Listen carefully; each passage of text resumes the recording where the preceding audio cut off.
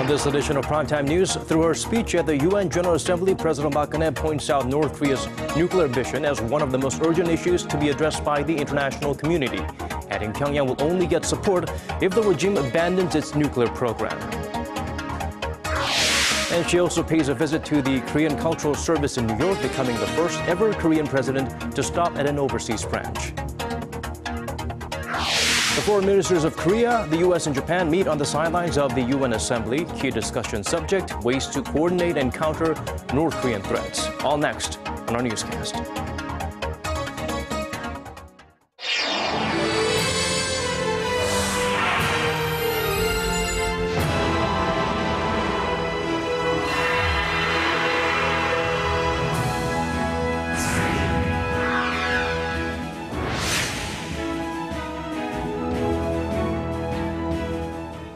Hello and welcome to Primetime News on this Tuesday, September 29th. I'm Daniel Choy. And I'm Hwang Ji-hye. Thanks for joining us.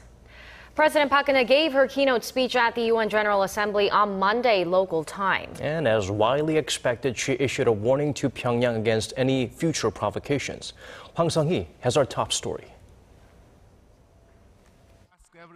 President Park Geun-hye says North Korea's nuclear ambition is one of the most urgent issues to be addressed by the international community. Speaking at the UN General Assembly on Monday, President Park pledged to support Pyongyang if it abandoned its nuclear program. 북한이 과감하게 핵을 포기하고 개방과 협력의 길로 나온다면 대한민국은 국제사회와 힘을 모아 북한이 경제를 개발하고 주민들의 삶의 질을 향상시킬 수 있도록 적극 지원할 것입니다. The keynote speech comes amid Pyongyang's nuclear threats and speculation of a possible long-range rocket launch next month, which would be in violation of UN resolutions. President Park warned that a fresh provocation will only damage the hard-won atmosphere for inter-Korean dialogue and undermine efforts to restart the long-stalled six-party nuclear talks. The Koreas are set to hold reunions for war-separated families in October, following a landmark inter-Korean agreement last month. 특히 이산가족 상봉을 비롯한 인도주의 문제가 정치, 군사적 이유로 더 이상 외면되어서는 안 될 것입니다. President Park stressed that a peaceful reunification will ultimately lead to a nuclear-free and prosperous Korean peninsula where humanitarian rights are guaranteed. Hwang Ji-hye, Arirang News, New York. Staying with President Park's speech to the UN, the South Korean leader also urged Japan to squarely face history, saying there's no way to move forward without doing so. Son Jung-in reports. 과거를 인지하지 못하고 미래를 열어갈 수 있는 길은 없습니다. That was the message President Park Geun-hye had for Japan in her keynote speech at the UN General Assembly on Monday. More than 200,000 women, mostly Korean, were forced to serve the Japanese military before and during World War II. Time is running out for the elderly victims to receive proper compensation and an apology from the Japanese government, with just 47 registered comfort women left in South Korea. 이분들이 살아 계실 때 마음의 상처를 치유할 수 있는 해결책이 조속히 마련되어야 합니다.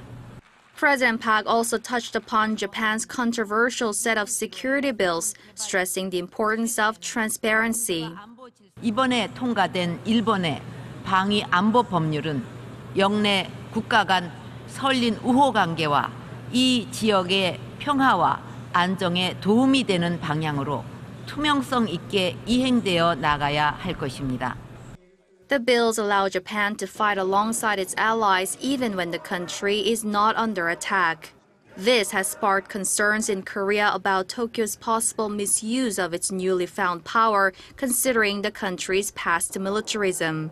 The remark comes as the leaders of the two countries are inching closer to holding their first summit this fall on the sidelines of planned trilateral talks with China.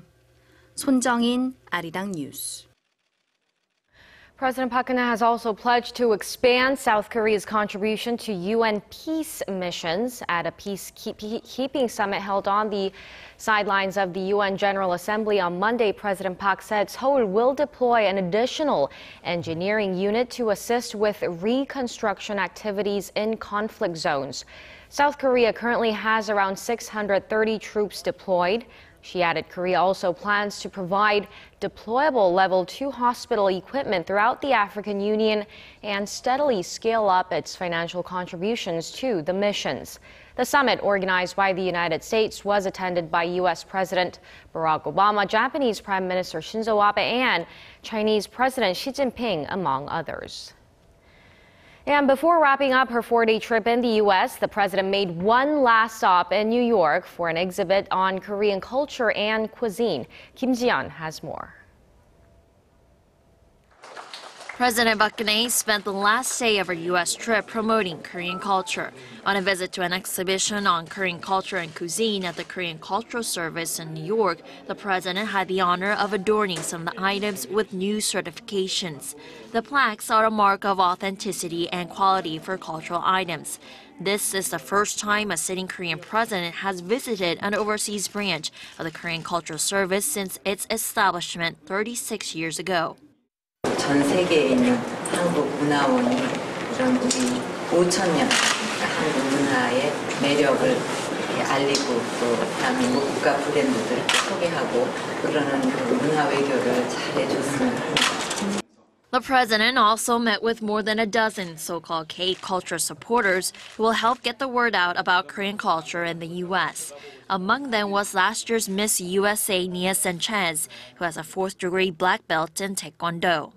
I have done Taekwondo for most of my life, so I have learned so much through Taekwondo about the Korean culture, about the strength, the respect, and the discipline of the Korean people. Korea views the culture industry as a potential growth engine, and the government has recently stepped up its support. As part of efforts, it has designated the last Wednesday of every month as a Culture Day to provide the public with greater access to cultural events. Kim Ji-yeon, Arirang News. North Korea's possible ballistic missile launch is expected to top the agenda once again at a meeting between the foreign ministers of South Korea, the U.S., and Japan on the sidelines of the United Nations General Assembly on Tuesday. With his U.S. and Japanese counterparts John Kerry and Fumio Kishida, South Korea's Foreign Minister Yoon Byung-se is expected to discuss ways the three countries can cooperate in countering threats from the reclusive regime. North Korea recently indicated that it could launch a long-range ballistic missile around the 70th anniversary of its ruling Workers' Party next month or conduct a nuclear test. The upcoming meeting is the first between the foreign ministers from the three countries since August 2014. And North Korea is about to trot out its latest weaponry as part of a massive military parade to mark the 70th anniversary of the founding of its ruling Workers' Party. Our Kim Young-gil shows us what we can expect in that very event. North Korea's last major military parade was 2 years ago in July 2013, and it was held to mark the 60th anniversary of the Korean War armistice. The parade was a show of military might as the North trotted out Scud, Nodong, and Musudan ballistic missiles, as well as helicopter bombers. When the time comes to fight, we will use our built-up deterrence capabilities to destroy and sweep out our enemies and accomplish the historic feat of unifying the homeland. Now, North Korea is gearing up to hold another massive military parade to mark the 70th anniversary of its ruling Workers' Party on October 10th. Just like last time, North Korea experts expect an intimidating spectacle of military might and patriotic fervor, involving wave after wave of goose-stepping soldiers, tank batteries, and missile launchers. However, unlike in 2012 when the North paraded a KN-08 intercontinental ballistic missile that many experts suspected was a fake, analysts say the weaponry on display this time around could be the real thing. They expect the show of equipment to include a KN-09 multiple rocket launcher, new 300mm multiple rocket launchers, and drones. There's a high possibility that North Korea will reveal a 200-kilometer range, 300-millimeter artillery system and a new ballistic missile better than the road-mobile KN-08. Analysts will also be keeping an eye out for signs of progress in the North's weapons systems, and in particular whether it's developed long-range missiles tipped with nuclear warheads. Kim Hyung-gil, Arirang News.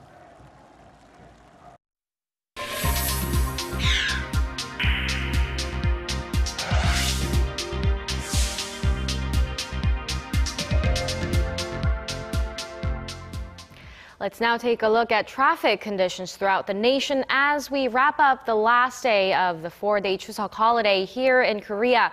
Currently, most of the congestion on northbound traffic has eased up. If you're heading back to Seoul from the southern port city of Busan, it'll take around 4 hours, 20 minutes. From Daejeon, about an hour and 50 minutes. And from the eastern city of Gangneung, roughly 2.5 hours. The Korea Expressway Corporation estimates about 460,000 cars will have traveled back to the Seoul metropolitan area on Tuesday alone. The International Monetary Fund is expected to slash its global growth forecast for this year and next. One major cause of the possible cut is the threat exporters are facing from weakening commodity prices. Kwon So-ah has this report. The goal of 3.3% global economic growth this year seems to be fading away. That was the previous forecast made by the International Monetary Fund, but a new study released by the organization Monday seems to indicate a downward revision is coming soon. Weakening commodity prices are threatening countries that are highly reliant on the production and export of commodities, particularly metals and energy resources such as crude oil. According to the IMF's formula, a decline in commodity prices could cut commodity exporters' GDP by nearly 1 percentage point per year over the next 3 years, compared to the 3-year period from 2012 to 2014. Commodity prices surged for around a decade in the early 2000s due to high demand from emerging countries, but prices have been dropping sharply in recent years. Along with slowing growth in China, which doesn't appear like it'll improve anytime soon, the IMF is seeing the global economic recovery moving at a slower pace too. In an interview with French magazine Les Echos, IMF chief Christine Lagarde said a projection of 3.3% growth this year is, quote, no longer realistic. She added the same goes for the 3.8% projection for 2016, but that growth will hover above the 3% level. The IMF's flagship World Economic Outlook is to be published next week.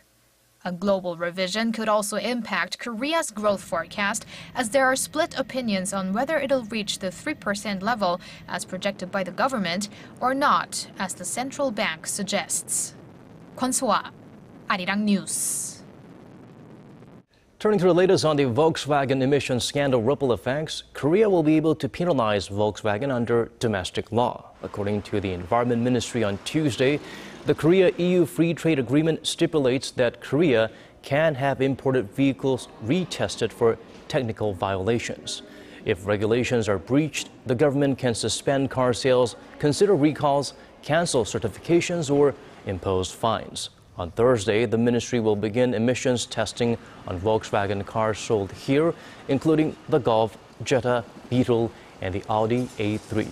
All of this comes after the U.S. Environmental Protection Agency charged last week that the German auto giant installed defeat devices in 500,000 cars that activated emission controls only when a car was being tested. Shifting gears to a different story now, Korean makeup brands have become extremely popular in China. They recently beat out Japan to snatch the #2 spot in China's cosmetics market. And that's not all. The K-beauty trend is spreading farther to countries in the Middle East. Our Hwang Ji-hye tells us more. Korean beauty products are beginning to take over China. According to the Korea International Trade Association, Korea exported more than $370 million worth of cosmetics to China in the first half of the year. That marks a 250% jump from a year ago. Korea now ranks second after France in China's cosmetics market, and this signals an opportunity for Korean brands despite the plummeting value of the Chinese currency. The number of cosmetics users in China has now reached nearly 200 million, and we believe that around 500 million people in China will use beauty and skincare products in the long run. Korea's biggest makeup brand, Amore Pacific, is now eyeing new markets in the Middle East and Latin America. The middle class is growing in those regions, raising demand for beauty products. Amore Pacific plans to open its first store in Dubai next year and expand to other megacities in South America in 2017. Hwang Ji-hye, Arirang News. In other news, starting October 1st, foreigners entering Korea for employment purposes will have to wait 3 months before getting health insurance. The same goes for overseas Koreans. The health ministry says the insurance law has been amended to prevent people from entering the country under false pretenses to take advantage of the local health insurance benefits. In the past, both foreigners and overseas Koreans could easily register for the insurance on the first day they enter the country. Foreigners in Korea for apparent long-term stays, including study abroad programs or for marriage, can still register for insurance coverage upon arrival.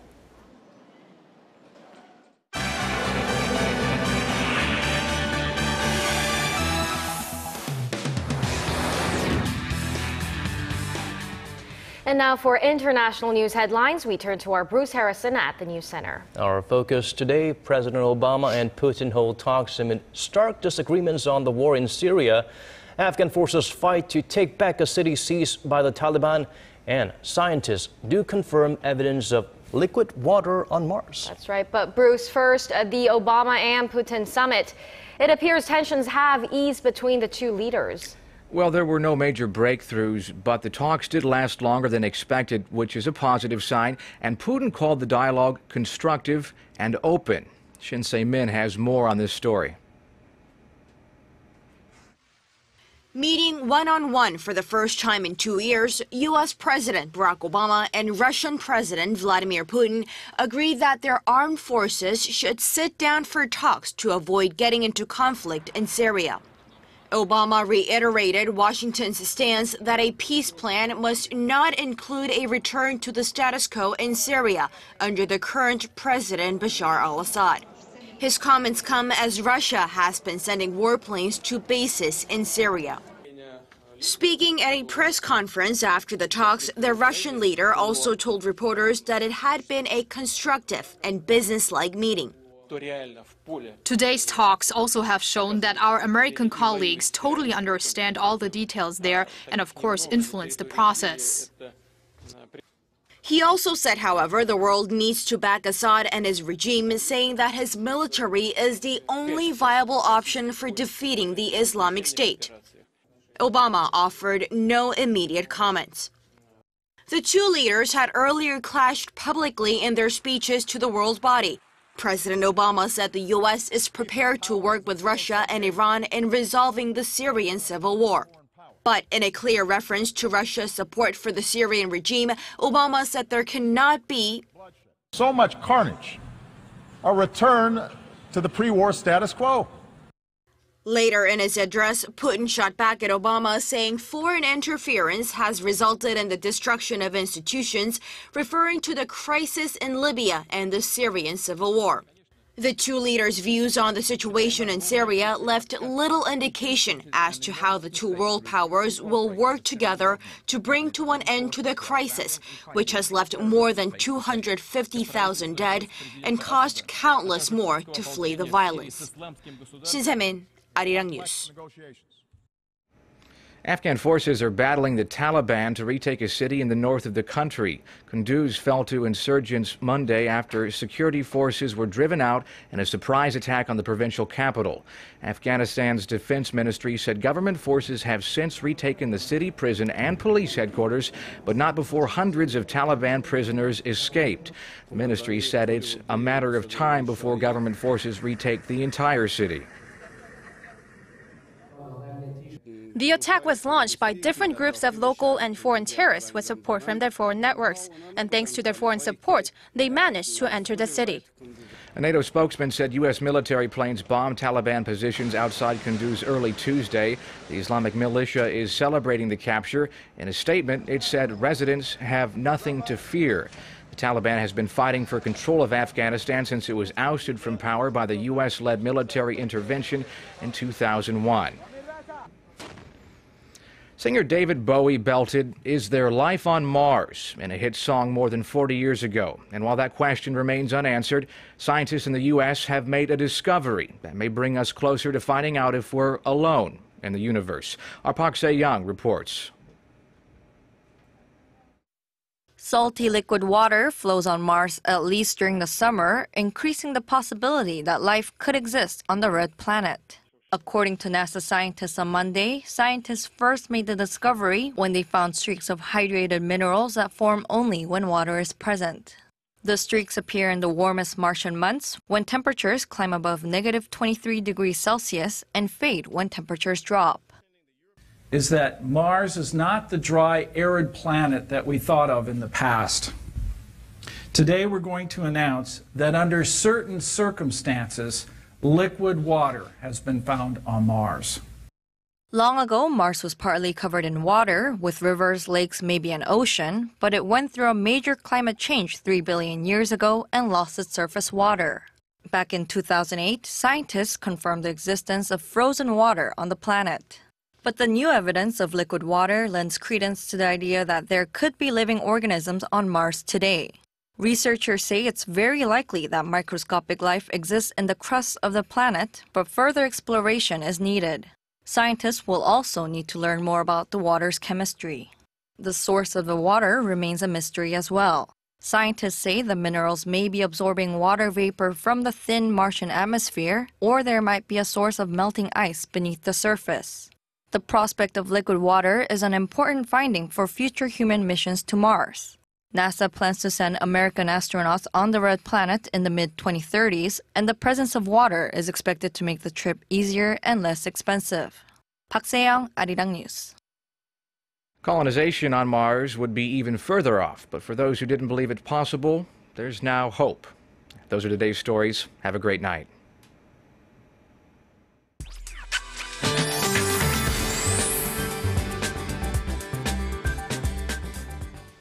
Hello, I'm Lee Ji-hyun with your latest weather updates. The last day of Chuseok holiday wrapped up under clear blue skies and relatively warm highs, which topped off at 28.2 here in the capital. But it should start to feel more like autumn even in the afternoon, as readings will slowly drop from Wednesday. In fact, much cooler temperatures are in store over the next couple of days due to rain. And showers will fall over Jeju tonight and gradually spread to the upper parts of the peninsula, and Seoul will get rainfall on Thursday. So Jeju and the southern coastal regions could get more than 100 millimeters of heavy showers, and Jeollado and Gyeongsang-gu provinces will receive between 30 to 70, while the central regions could get 10 to 40 millimeters of rainfall. On that note, let's take a closer look at the readings for tomorrow. Seoul will see a high of 26, which is about 2 degrees lower than today, and Daegu, Gwangju, and Busan will only make it to 23 tomorrow afternoon. And as for the other regions, it seems like Daejeon and Jeju Island will see a high of 24 and 22, while Dokdo rises to 19. Again, those of you down along the southern coast, be sure to grab your rain gear before heading out tomorrow. That's all for Korea, and here's international weather for viewers around the world.